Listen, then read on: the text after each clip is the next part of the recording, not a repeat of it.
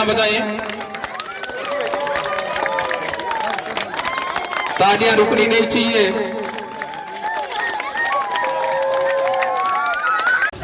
प्रकृति ने हम सबको एक मनुष्य रूप में बनाया है, लेकिन महापुरुष ऐसे व्यक्ति होते हैं जो अपने कार्य क्षमता, अपनी वीरता, अपने पराक्रम, अपने पुरुषार्थ के बल पर ऐसा अमर कार्य कर जाते हैं।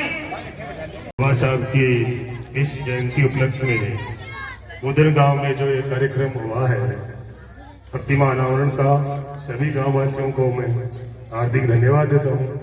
जय हिंद, जय भारत।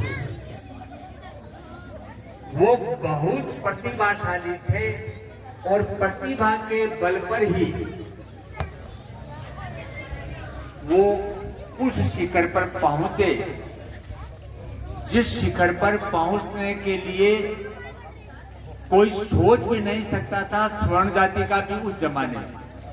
बार की घटना है कि वे स्कूल से जा रहे थे, बरसात आ गई तो रास्ते में छज्जे के नीचे खड़े हो गए। जिस छज्जे के नीचे खड़े हुए वो स्वर्ण जाति का घर था। धुतकार करके उस छज्जे के नीचे भी खड़ा नहीं होने दिया। आम्बेडकर नाम उनके गुरु का दिया हुआ है, जिनका सरनेम आम्बेडकर था। भीमाबाई उनकी माताजी का नाम था और उसी के नाम पर, उन्हीं के नाम पर ये भीमराव आम्बेडकर कहलाए। आपने नेशनल खेलकर आपने कूदन गांव का नाम रोशन किया है।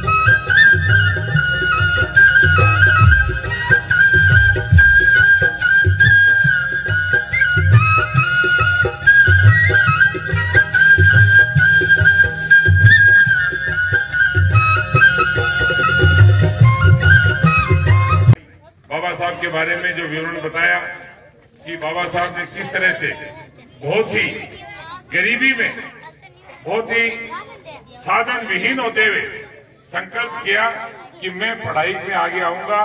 पढ़ाई में आगे आए और देश की सबसे बड़ी पंचायत पार्लियामेंट में उन्होंने संविधान की जो रचना की वो अपने आप में दुनिया में अद्भुत है। उसी का कारण है कि आप मूलभूत अधिकारों से हम आज जो बिजली, पानी, सड़क, शिक्षा, स्कूल, स्वास्थ्य, ये जो सुविधाएं हम वहन कर रहे हैं, ये सुविधाएं देने वाला एक व्यक्ति अगर पूरे भारतवर्ष में है तो वो बाबा साहब भीमराव अंबेडकर जी थे, जिन्होंने हमको इस स्वतंत्र भारत में स्वतंत्र सांस लेने का सपना दिया, जिसके कारण से हमारे सबके पास बराबर के अधिकार हैं, सुरक्षित अधिकार हैं। सभी मातृशक्ति और गांव के नागरिकों से एक गुजारिश करना चाहूंगा। बाबा साहब ने कहा था कि हर अभिभावक को, हर माता पिता को भले ही एक रोटी कम खा लेना, लेकिन अपने संतान को किताब और कलम उपलब्ध करवा देना। जो पढ़ेगा वही दहाड़ेगा।